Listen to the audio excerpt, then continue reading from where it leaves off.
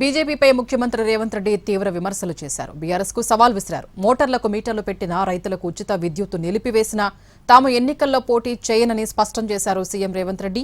మోటార్లకు మీటర్లు పెట్టకపోయినా ఉచిత విద్యుత్తు కొనసాగించినా ఎన్నికల్లో పోటీ నుంచి బీఆర్ఎస్ తప్పుకుంటుందా అని సవాల్ విసిరారు. మాజీ మంత్రి బీఆర్ఎస్ నేత హరీష్ రావుపై సీఎం రేవంత్ రెడ్డి కీలక వ్యాఖ్యలు చేశారు. హరీష్ రావు ఫ్యూచర్ ఏంటో ఆయనకే క్లారిటీ లేదన్నారు. భవిష్యత్తులో ఏ పార్టీలో ఉంటారో హరీష్ రావుకే తెలియదని సటైర్లు వేశారు. హరీష్ రావు ఎవరెవరితో మాట్లాడుతున్నారో తనకు తెలుసు, కానీ బహిర్గతం చేయనని అన్నారు.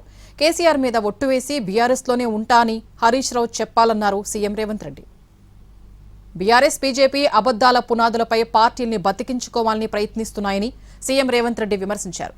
కేంద్ర మంత్రి కిషన్ రెడ్డికి కూడా సీఎం సవాల్ విసిరారు. జూన్ 15 వరకు తాము ధాన్యం కొనుగోలు చేస్తామని, ప్రతి గింజను కొంటామని తెలిపారు. తాము సేకరించిన ధాన్యాన్ని ప్రధాని మోదీతో కిషన్ రెడ్డి కొనిపించాలంటూ సవాల్ చేశారు. లేకపోతే కిషన్ రెడ్డి, కేటీఆర్ ఇళ్ల ముందు ధాన్యాన్ని పోస్తామని హెచ్చరించారు. కేంద్రం కొనకపోవటం వల్లే రాష్ట్రంలో రైతు గోసపడుతున్నాడని వ్యాఖ్యానించారు ముఖ్యమంత్రి.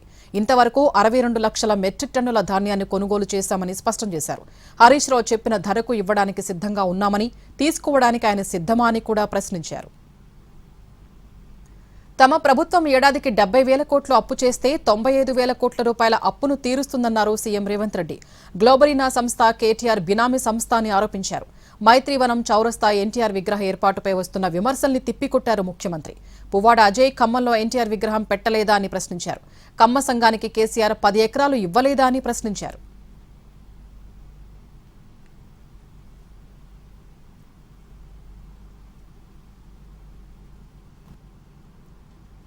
బీఆర్ఎస్ బీజేపీపై ముఖ్యమంత్రి రేవంత్ రెడ్డి తీవ్ర విమర్శలు చేశారు. బీఆర్ఎస్ కు సవాల్ విసిరారు. మోటార్లకు మీటర్లు పెట్టినా, రైతులకు ఉచిత విద్యుత్తు నిలిపివేసినా తాము ఎన్నికల్లో పోటీ చేయనని స్పష్టం చేశారు సీఎం రేవంత్ రెడ్డి.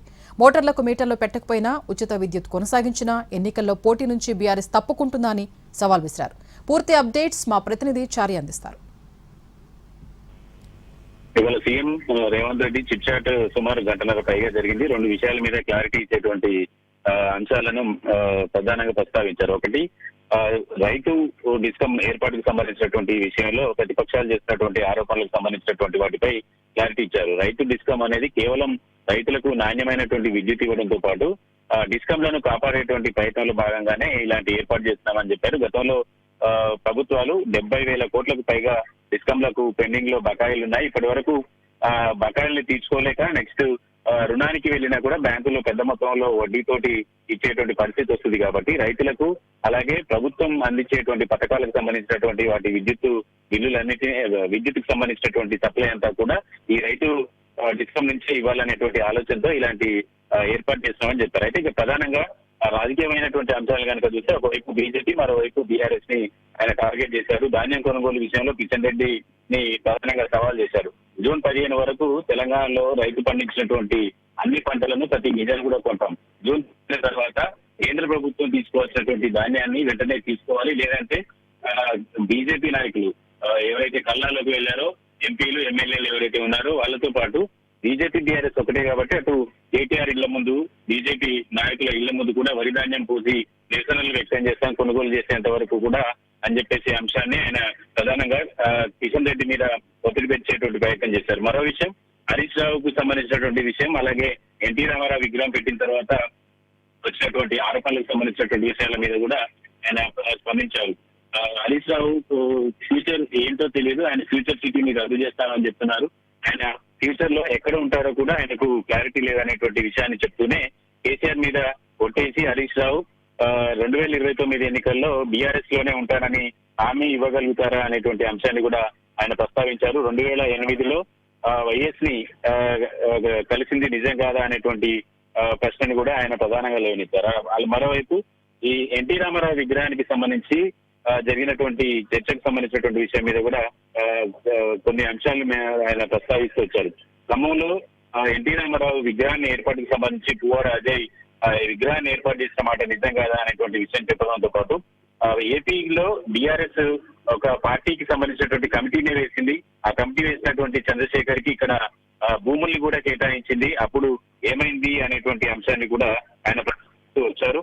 మొత్తానికి ఈ అన్ని అంశాలకు సంబంధించి కొంత క్లారిటీ ఇచ్చేటువంటి ప్రయత్నం చేయడంతో పాటు నిన్న మొన్న వచ్చినటువంటి విమర్శలన్నిటికీ కూడా ఆయన కొంత సమాధానం చెప్పేటువంటి ప్రయత్నం చేశారు. మరోవైపు ఏసీసీ చీఫ్ మహేష్ గౌడ్ కి తనకు ఎలాంటి విభేదం లేదని ఆయన తనకు మిత్రుడని చెప్తూనే కాంగ్రెస్ పార్టీ ఆయన వర్కింగ్ ప్రెసిడెంట్ గా నేను పిసిసి ప్రెసిడెంట్ గా అధికారంలోకి తీసుకొచ్చాము.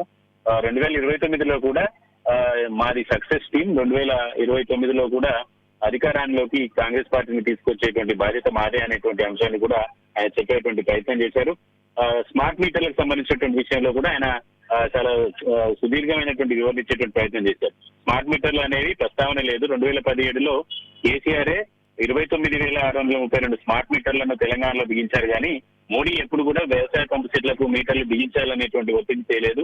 ఆయన నాకే మిత్రుడు కాదు అనేటువంటి అంశాన్ని చెప్తూనే ఏపీలో ప్రభుత్వం కూడా ఉదయ్ స్కీమ్ లో చేరినప్పటికీ కూడా జగన్ పంపు సెట్లకు ఎక్కడ కూడా మీటర్లు పెట్టలేదు అనేటువంటి విషయాన్ని కూడా చెప్పేటువంటి